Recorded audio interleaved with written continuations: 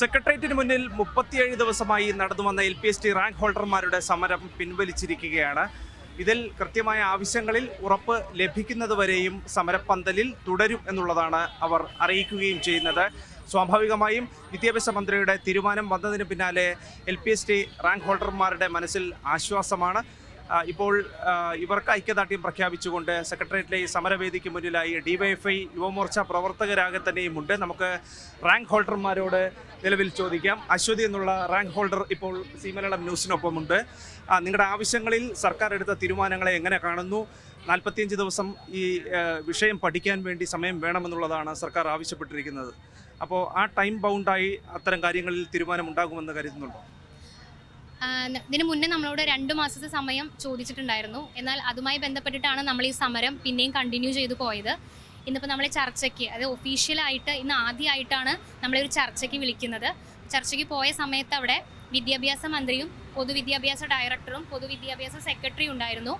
അപ്പോൾ നമ്മൾ മുന്നോട്ട് വെച്ച 5 ആവശ്യങ്ങളും അവർ ശ്രദ്ധയോടെ കേൾക്കുകയും നമുക്ക് അനുകൂലമായ രീതിയിലുള്ള ഒരു നിലപാടാണ് അവർ സ്വീകരിച്ചിട്ടുള്ളത്. അതിൽ 45 ദിവസം സാവകാശം ചോദിച്ചു എന്ന് പറയുന്നത് 1:25 എന്ന റേഷ്യോ കൊണ്ടുവരുന്നതിലും അതോടൊപ്പം തന്നെ HPV PSCക്ക് വിടുക, ഈ 2 കാര്യങ്ങളിലാണ് സർക്കാർ 45 ദിവസത്തെ സാവകാശം ചോദിച്ചിട്ടുള്ളത്. അതുകൂടാതെ നമ്മുടെ ലിസ്റ്റിൻ്റെ കാലാവധി നീട്ടുന്നതിൽ ഘട്ടം ഘട്ടമായി നീട്ടാമെന്നുള്ളതും, അതേപോലെ PSC അനിയന്ത്രിതമായിട്ട് നോട്ടിഫിക്കേഷൻ ഇറക്കുന്നതിൽ നിയന്ത്രണം കൊണ്ടുവരും എന്ന് ഉറപ്പ് നൽകിയിട്ടുണ്ട്.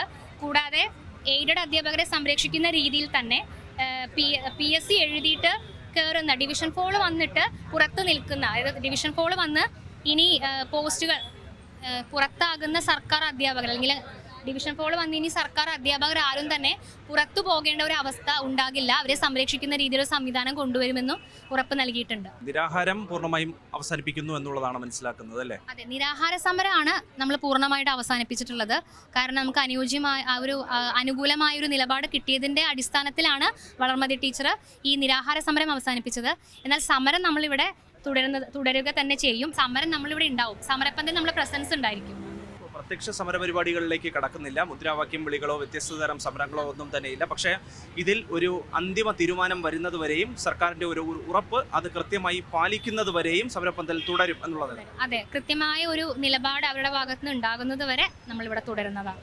സമരത്തിന് ഐക്യദാർഢ്യം പ്രഖ്യാപിച്ച് വിവിധ വിദ്യാർത്ഥി യുവജന സംഘടനകളും രാഷ്ട്രീയ യുവജന സംഘടനകളുമൊക്കെ നിങ്ങൾക്ക് ഐക്യദാർഢ്യം പ്രഖ്യാപിച്ച് വന്നിരുന്നു. അതിനൊക്കെ എങ്ങനെയാണ് കാണുന്നത് ഇപ്പം? അതെ, അതിൽ വളരെ സന്തോഷം തോന്നുന്നു. കാരണം തുടക്കത്തിൽ നമുക്ക് വേണ്ട രീതിയിലുള്ള ഒരു ഇത് കിട്ടിയിട്ടുണ്ടായിരുന്നില്ല, അപ്പം നമുക്ക് വിഷമം ഉണ്ടായിരുന്നു. പക്ഷെ അതിനുശേഷം നമ്മൾ വിചാരിച്ചതിനേക്കാൾ നല്ല രീതിയിൽ ഇപ്പോൾ സംഘടനകളാണെങ്കിലും അതെ, അല്ലെങ്കിൽ ജനങ്ങളാണെങ്കിലും അതെ, ഞങ്ങളുടെ പ്രശ്നങ്ങൾ ഏറ്റെടുത്തു എന്നുള്ളതും ഞങ്ങളുടെ കൂടെ പങ്കുചേരുകയും ഞങ്ങൾക്ക് നല്ല രീതിയിൽ ഐക്യദാർഢ്യം നൽകുകയും ചെയ്തു എന്നതിൽ ഒരുപാട് സന്തോഷമുണ്ട്. അവരോടെല്ലാം ഈ അവസരത്തിൽ നന്ദി പറയുകയാണ്. ആശാവർക്കർമാരും ഇവിടെ ദിനരാത്രങ്ങൾ സമരം നടത്തിയവരാണ്. അപ്പോൾ അവരും ഐക്യദാർഢ്യം പ്രഖ്യാപിച്ച് വന്നിരുന്നു. അതിനെയൊക്കെ പോസിറ്റീവായിട്ടാണോ ഇപ്പോഴും സന്തോഷത്തോടു കൂടി കാണുന്നത്?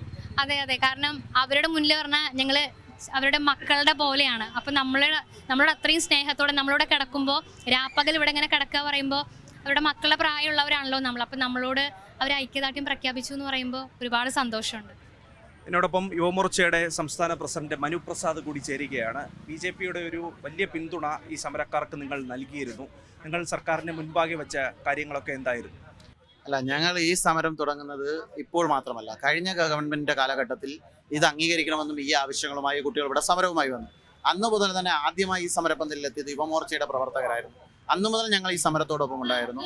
അന്നു മുതൽ ഞങ്ങൾ അന്നത്തെ ഗവൺമെന്റിന്റെ മുന്നിലും ഇന്നത്തെ ഗവൺമെന്റിന്റെ മുന്നിൽ ഞങ്ങൾ വെച്ചത് ഇവർ ആഗ്രഹിക്കുന്നതും ഇവർ പ്രതീക്ഷിക്കുന്നതുമായിട്ടുള്ള ഒരു തീരുമാനത്തിലേക്ക് ഗവൺമെന്റ് എത്തണം എന്നുള്ളതാണ്, ഇവരെ വിശ്വാസത്തിലെടുക്കണം എന്നുള്ളതാണ്. പക്ഷേ ദൗർഭാഗ്യവശാൽ പഴയ ഗവൺമെന്റ് കാലഘട്ടത്തിൽ അത് സംഭവിച്ചില്ല. ഇപ്പോഴത്തെ ഗവൺമെന്റിന്റെ മുഖ്യമന്ത്രി ബഹുമാനപ്പെട്ട VD സതീശൻ പ്രതിപക്ഷ നേതാവായിരിക്കുമ്പോൾ ഇതെല്ലാം പരിഹരിക്കാൻ പറ്റുന്നതാണ്, ഉടനെ പരിഹരിക്കും എന്ന നിലയിൽ ഇവർക്ക് തന്നെ വാക്ക് കൊടുത്തിരുന്നതാണ്. പക്ഷേ നമുക്ക് കാണാൻ സാധിച്ചത് ഇവർ സമരവുമായി മുന്നോട്ട് പോയി ഇവരെ കണ്ടില്ലെന്ന് നടിക്കുന്ന സമീപനം സർക്കാർ എടുത്തു. ഞങ്ങൾ മുഖ്യമന്ത്രിയെ നേരിട്ട് കണ്ടു. ഞങ്ങൾ പറഞ്ഞു ഞങ്ങൾക്ക് നിരവധി വിഷയങ്ങളുമായി വേണ്ടി, കാരണം PSCയുടെ ക്രമക്കേട്, 10 വർഷത്തെ PSC നിയമനങ്ങളുമായി ബന്ധപ്പെട്ട് നടന്നിട്ടുള്ള അഴിമതി, അതോടൊപ്പം തന്നെ PSC ചെയർമാൻ ഉൾപ്പെടെയുള്ളവർ നേരിട്ട് പങ്കെടുത്ത് നടന്നിട്ടുള്ള ക്രമക്കേടുകൾ, പിൻവാതിൽ നിയമനങ്ങളും സ്വജനപക്ഷപാതങ്ങളും ഒക്കെ അന്വേഷിക്കേണ്ടതും ആവശ്യങ്ങളുമുണ്ട്. പക്ഷേ ഞങ്ങൾ അങ്ങേ ഇപ്പോൾ കാണാൻ വരുന്നത് നിരാഹാര സമരം കിടക്കുന്നവരെ കണ്ടില്ലെന്ന് നടിക്കുന്ന സമീപനം ജനാധിപത്യ സർക്കാരിന് ഭൂഷണമല്ല. അതുകൊണ്ട് അടിയന്തരമായി അവരെ ചർച്ചയ്ക്ക് വിളിച്ച് അവർക്ക് അനുഭവപൂർണ്ണമായ ഒരു തീരുമാനം ഉണ്ടാക്കണമെന്ന് മുഖ്യമന്ത്രിയോട് ഞങ്ങൾ നേരിൽ കണ്ട് ആവശ്യപ്പെട്ടു. നിങ്ങൾ അതിന് കാലതാമസം വരുത്തിയാൽ യുവമോർച്ച പ്രത്യക്ഷ സമരത്തിലേക്ക് പോകുമെന്ന് മുഖ്യമന്ത്രിയോട് നേരിട്ട് തന്നെ ഞങ്ങൾ പറയുന്ന സാഹചര്യം ഉണ്ടായി. ഞങ്ങൾ 2 ദിവസം വെയിറ്റ് ചെയ്തു. മുഖ്യമന്ത്രി ഇവരെ കാണാൻ തയ്യാറായില്ല, ചർച്ചയ്ക്ക് വിളിക്കാൻ മന്ത്രിസഭ തയ്യാറായില്ല എന്നുള്ളതിന്റെ അടിസ്ഥാനത്തിലാണ് യുവമോർച്ച പ്രത്യക്ഷ സമരങ്ങളിലേക്ക് വരുന്ന സാഹചര്യം ഉണ്ടായത്. ഇപ്പോൾ ഈ വിദ്യാഭ്യാസ സെക്രട്ടറിയുടെ നേതൃത്വത്തിലുള്ള ഒരു പ്രത്യേക പഠന സമിതിയൊക്കെ നിയോഗിച്ചിട്ടുണ്ട്. അപ്പോൾ അവർ പഠിച്ച് നൽകുന്ന റിപ്പോർട്ടിൻ്റെ അടിസ്ഥാനത്തിലായിരിക്കും തുടർ നടപടി എന്നുള്ളതാണ് മനസ്സിലാക്കുന്നത്. അപ്പോൾ മുൻകാലങ്ങളിലും നമ്മൾ ആശാവർക്കർമാരുടെ സമരമൊക്കെ ഇവിടെ കണ്ടിട്ടുള്ളതാണ്. അന്ന് പ്രതിപക്ഷ നേതാവായിരുന്ന വി.ഡി. സതീശൻ സമരപ്പന്തലിലെത്തി ഐക്യദാർഢ്യം പ്രഖ്യാപിച്ച് കടന്നുപോയതൊക്കെ കണ്ടതാണ്. അപ്പോൾ സംസ്ഥാന മന്ത്രിസഭയിലെ തന്നെ ഒരു മന്ത്രിയോ ഒരു കോൺഗ്രസ് നേതാവോ പോലും ഇത്രയും നാളായി ഇവർക്ക് ഐക്യദാർഢ്യം പ്രഖ്യാപിച്ച് വന്നില്ല എന്നതുകൂടി ശ്രദ്ധേയമായിട്ടുള്ള കാര്യമായി തന്നെ പൊളിറ്റിക്കലി നമ്മൾ മനസ്സിലാക്കണം. തീർച്ചയായും ഞാൻ പറയുന്നത് എന്താണോ പിണറായി വിജയൻ ഗവൺമെന്റിനെതിരെ ഈ നാട് പ്രതീക്ഷിച്ചിരുന്നതും പറഞ്ഞിരുന്നതുമായ ആരോപണങ്ങൾ, അതേ ആരോപണങ്ങളെല്ലാം നടപ്പിലാക്കാൻ വേണ്ടി മാത്രമാണ് ഇവിടെ ഞങ്ങളും വന്നിരിക്കുന്നത് എന്ന് അടിവരയിട്ട് സ്ഥാപിക്കുകയാണ് കേരളത്തിലെ മുഖ്യമന്ത്രി. ജനാധിപത്യ സമരങ്ങളെ വന്നു കണ്ടില്ല എന്ന് മാത്രമല്ല, അവരോടൊന്ന് വിളിച്ച് ചർച്ച ചെയ്യാൻ ഇവിടെ സമരങ്ങൾ നടത്തേണ്ടി വന്നു. യുവമോർച്ചയുടെ പ്രവർത്തകർക്ക് നിരവധി കേസുകളിൽ പ്രതിയാവേണ്ടി വന്നു. ഒരു തുള്ളി വെള്ളം ഇറക്കാതെ 12 ദിവസം ഒരു അമ്മ കൂടിയായ ടീച്ചറിന് ഈ സമരപ്പന്തലിൽ നിരാഹാരം കിടക്കേണ്ടി വന്നു എന്നുള്ളത് ഈ സർക്കാരിന് ഒരു പൊൻതൂവലല്ല, ഈ സർക്കാർ ഒരു മറ്റേ സർക്കാരിൻ്റെ തുടർച്ചയാണ് എന്ന് സമൂഹത്തിന് ബോധ്യപ്പെട്ട നിമിഷമാണ് എന്നുള്ളത്. തീർച്ചയായും അവരുടെ സംസ്ഥാന സെക്രട്ടറി എസ് വളർമതി ടീച്ചർ നിരാഹാരം അവസാനിപ്പിച്ചിട്ടുണ്ട്. പൊതുവിദ്യാഭ്യാസ വകുപ്പ് മന്ത്രി എൻ ഷംസുദ്ദീൻ വെള്ളം നൽകിയാണ് അവർക്ക് നിരാഹാര സമരം അവസാനിപ്പിക്കുകയും ചെയ്തിട്ടുള്ളത്.